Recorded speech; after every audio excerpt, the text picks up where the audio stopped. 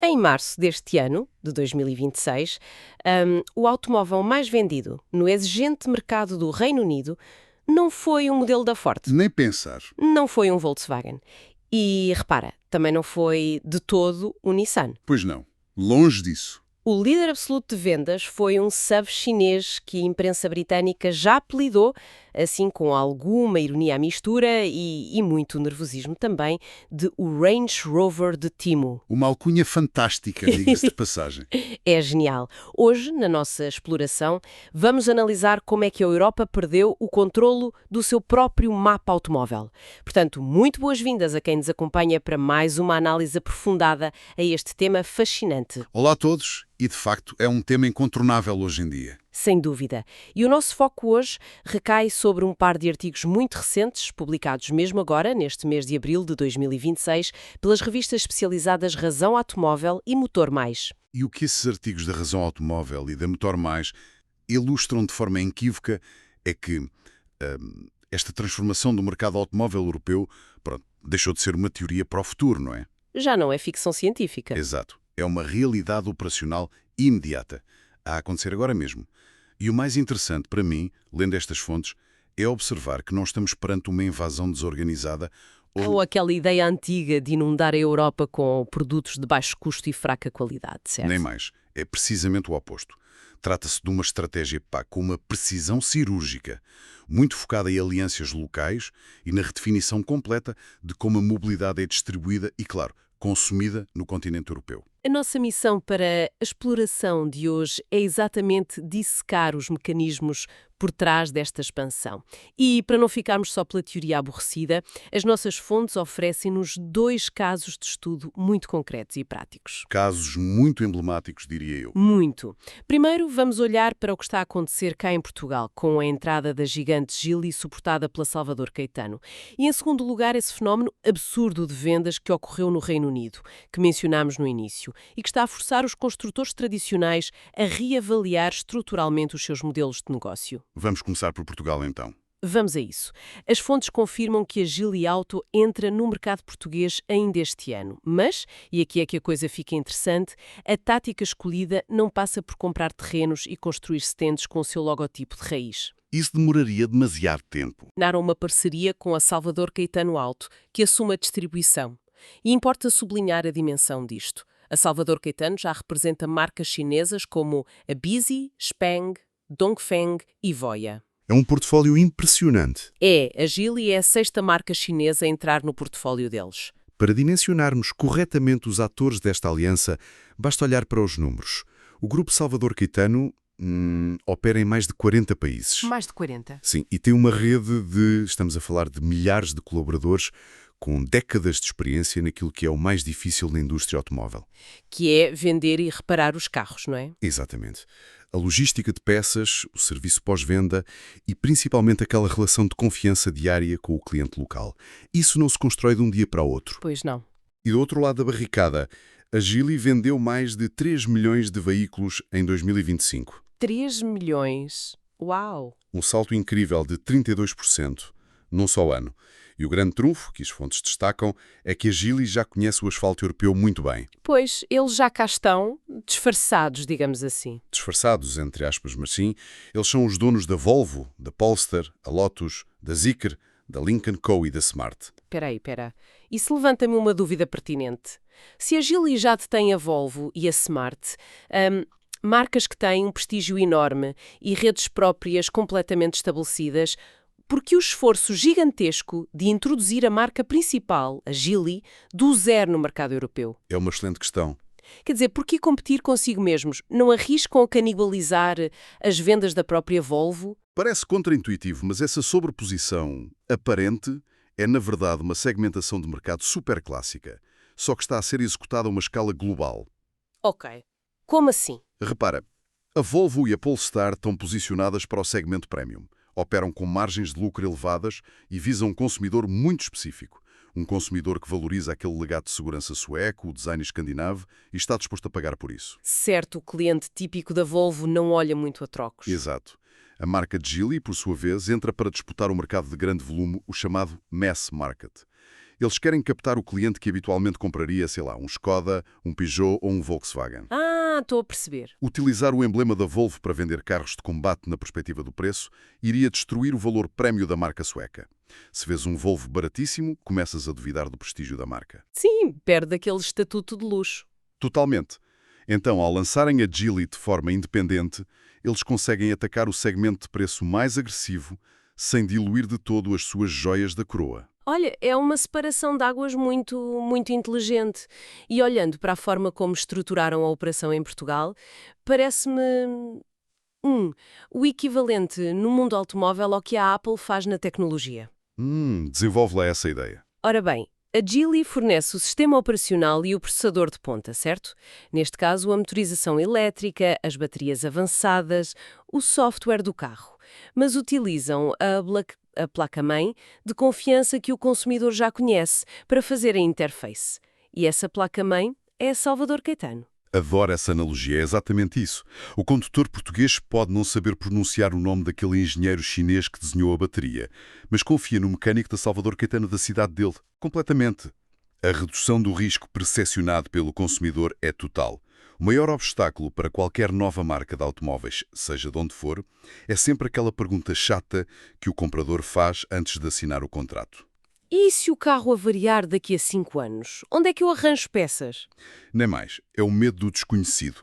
Mas ao ancorarem a operação numa estrutura ibérica com provas dadas há mais de 7 décadas, pronto, a Geely anula esse medo instantaneamente. Claro, o risco desaparece. A mecânica de penetração no mercado deixa de ser sobre o país de fábrico e passa a ser sobre o nível de serviço local. E a Caetano sabe dar esse serviço. A estratégia de bastidores faz imenso sentido, mas vamos lá olhar para os produtos em si, que é o que a malta quer saber. O artigo da Motor Mais faz uma revisão ao arsenal que a Geely traz na bagagem e levanta aquela questão inevitável. Serão apenas mais SUVs, não? Pois, a Razão Automóvel detalha o Galaxy E5, que é um SUV elétrico para combater o Skoda Enyaq, o Okavango, com 7 lugares, o Montejar, posicionado como topo de gama, e o Geometry C, no segmento compacto. Uma oferta bem variada. É, mas há um modelo que me causa aqui alguma perplexidade, devo confessar.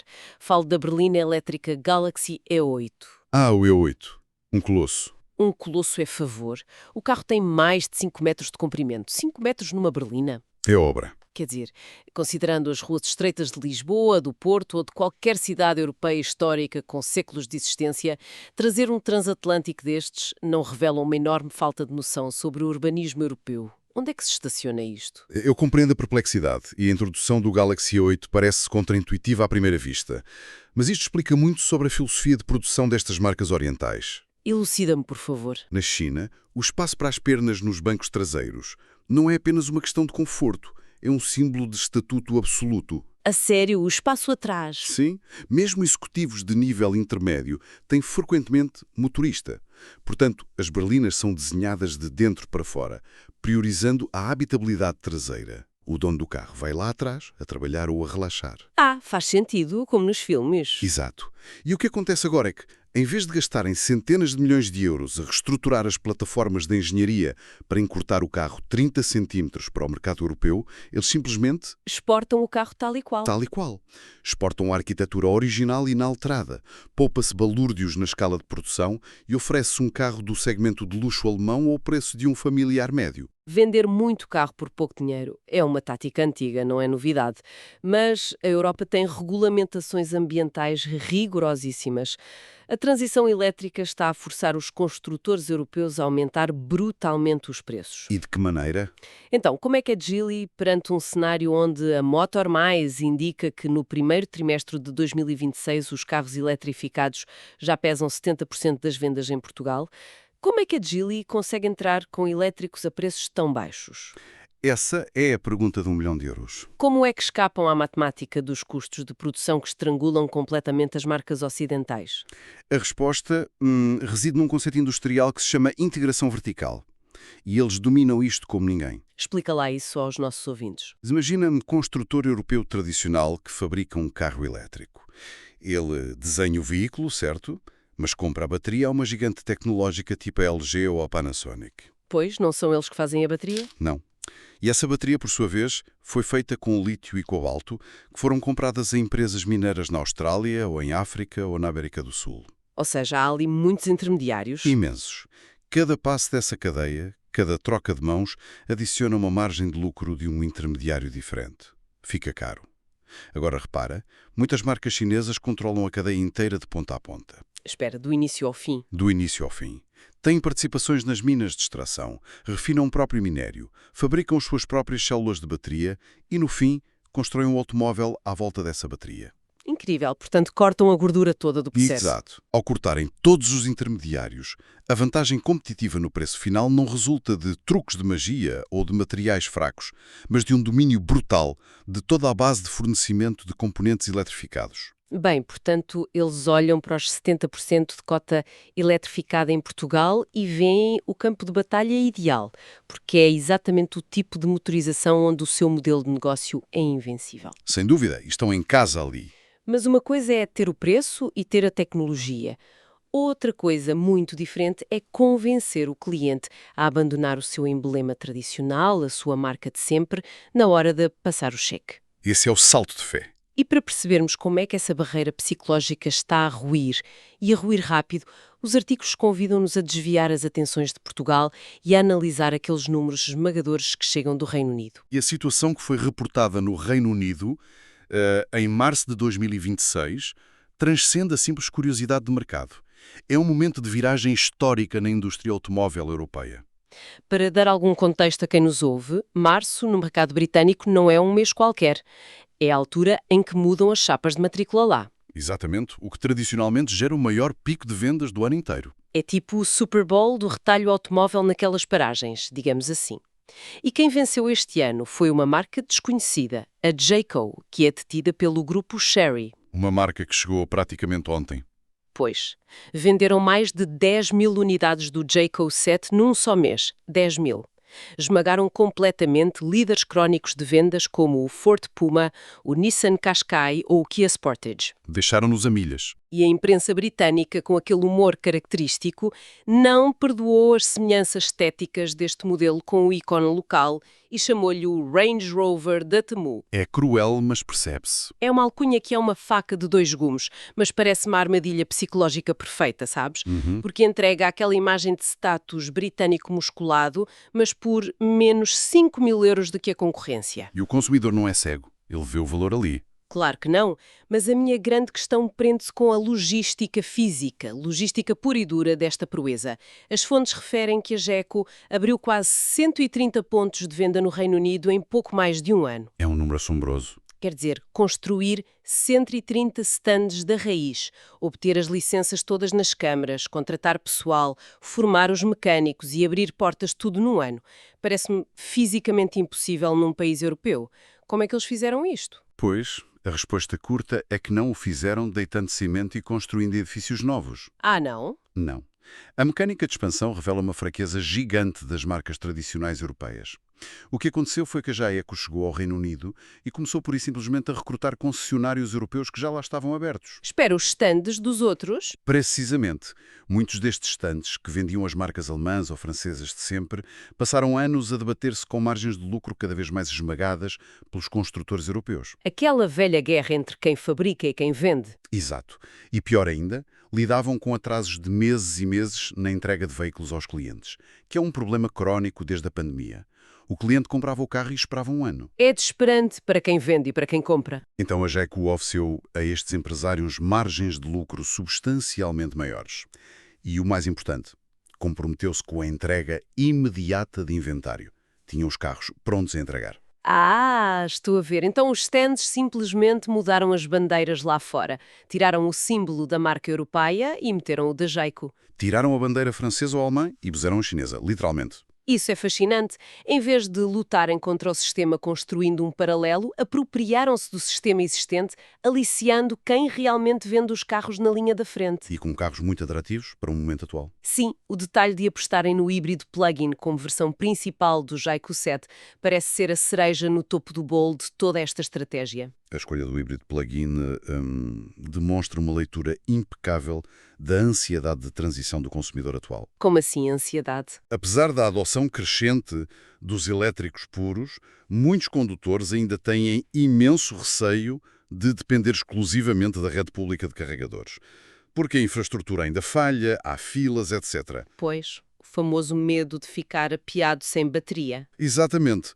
Ao posicionarem o Jayco 7 como um plug-in, eles oferecem autonomia elétrica suficiente para aquele trajeto diário casa-trabalho sem gastar gasolina, mas dão a segurança psicológica de um depósito de gasolina cheio para a viagem longa de fim de semana com a família. Eliminaram o último argumento racional que pudesse impedir a compra. Eliminaram tudo. Combina-se o aspecto premium do carro, o preço inferior, a disponibilidade imediata num concessionário que o cliente já conhece e a motorização perfeita para a atual fase da transição do mercado. Se juntarmos todos estes fatores, quer dizer, os dados agregados das publicações tornam-se, avassaladores. Os números falam por si. E de que maneira? Em março de 2026, as marcas chinesas atingiram 15% de cota de mercado total no Reino Unido. 1 em cada 7 novas vendas foi um modelo chinês. A BYD, por exemplo, cresceu mais do dobro e ultrapassou marcas centenárias como a Peugeot e a Hyundai por terras de Sua Majestade. É um crescimento meteórico. E em Portugal, as marcas chinesas já tinham duplicado as vendas em 2025, lideradas pela BYD e pela MG. Verdade?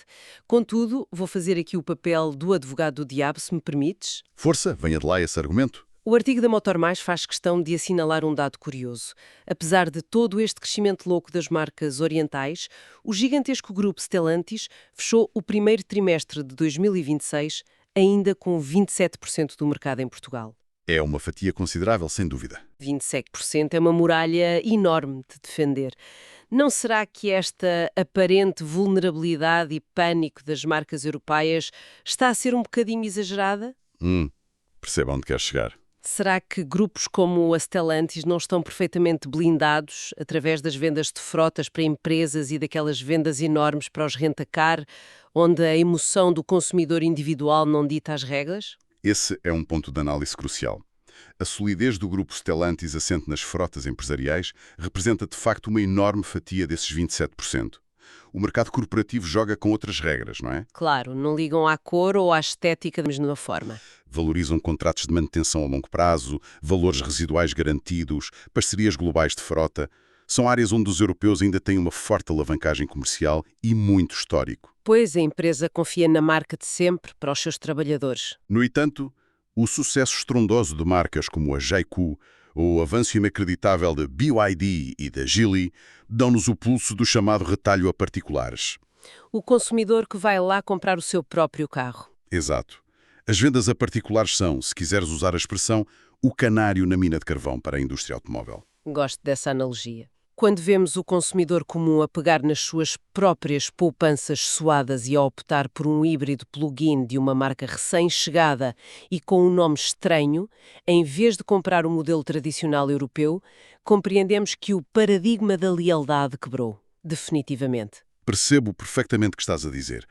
As frotas sustentam os números gerais hoje, mas as preferências de compra individual de hoje anunciam o mercado de amanhã. O tal escudo da fidelidade ruiu. Precisamente, durante décadas, os fabricantes europeus confiaram cegamente que o seu design, o seu legado e o peso histórico do seu emblema lhes permitiriam, cobrar sempre um valor superior pelos seus produtos. Era o imposto da marca, vá. O que esta análise aprofundada aos dados revela é a emergência de um consumidor altamente pragmático. Se um automóvel oferece conectividade a topo de gama, motorizações eficientes e adaptadas à infraestrutura que temos e, sobretudo, entrega em poucas semanas em vez de meses de espera... E tudo isto sustentado pela tal oficina local de confiança e a um preço francamente inferior? Pois, o peso histórico do emblema torna-se irrelevante. A inércia corporativa das grandes marcas tradicionais deixou uma porta aberta que, em mercados como o Reino Unido, já foi completamente escancarada e tirada das dobradiças. É um exercício brutal de darwinismo corporativo a acontecer à nossa frente, em tempo real. E para tentar sintetizar o alcance total da nossa exploração de hoje, penso que os textos da Razão Automóvel e da Motor Mais documentam muito mais do que o lançamento de meia dúzia de veículos importados. Sim, é muito mais profundo que isso. Estamos perante perante uma reconfiguração completa das placas tectónicas do setor automóvel europeu. Quando a Geely se alia à vasta e experiente infraestrutura da Salvador Caetano, em Portugal, está essencialmente a absorver todo o conhecimento ibérico de retalho para capitalizar sobre um mercado onde 7 em cada 10 vendas já envolvem alguma forma de eletrificação. Exato. E onde o produto consegue ser altamente focado no preço através daquela integração vertical que falamos há pouco. Nem mais. E depois temos os resultados do Reino Unido que funcionam como a prova de conceito final desta estratégia, não é? O facto de o mês mais competitivo do ano ter coroado o modelo de uma marca da Chery, recorrendo a redes de concessionários que foram ativamente recrutadas à concorrência, comprova que a arquitetura do negócio mudou radicalmente. Quem controlar o fornecimento de baterias a montante, não depender de terceiros e conseguir garantir a entrega rápida ao cliente jusante, vai simplesmente dominar esta nova era da mobilidade. Bem, o cenário está montado para anos de uma disputa fascinante pelo espaço nas nossas garagens. Sem dúvida nenhuma vou ser tempos curiosos. E para quem nos ouve, termino com uma reflexão construída com base em tudo o que dissecamos hoje aqui. Historicamente, o derradeiro argumento para alguém não comprar automóveis de marcas sem grande tradição no nosso continente era a fiabilidade mecânica e o acesso à assistência rápida e próxima, certo? O famoso medo do mecânico não ter a peça. Exato. Mas considerando tudo o que analisamos hoje e vendo as grandes marcas orientais a alavancarem-se estrategicamente nos distribuidores locais europeus mais antigos, robustos e respeitados, o que é que acontece a esse velho argumento? Depois esfuma-se completamente. Se o stand e oficina que lhe verve o carro, que o lava e o mantém impecável e arranja peças em 2 dias, é exatamente a mesma loja de confiança da sua terra há 50 anos, a mesma porta por onde passou o seu pai ou o seu avô no passado. Será que as origens geográficas dos engenheiros ou do metal ainda importam assim tanto na hora de tomar a decisão de compra? Fica a reflexão para ponderar da próxima vez que estiver preso no trânsito e tentar reconhecer aquele emblema invulgar do carro da frente. Agradecemos por terem estado connosco em mais esta análise aprofundada e vemo-nos na próxima exploração. Até à próxima.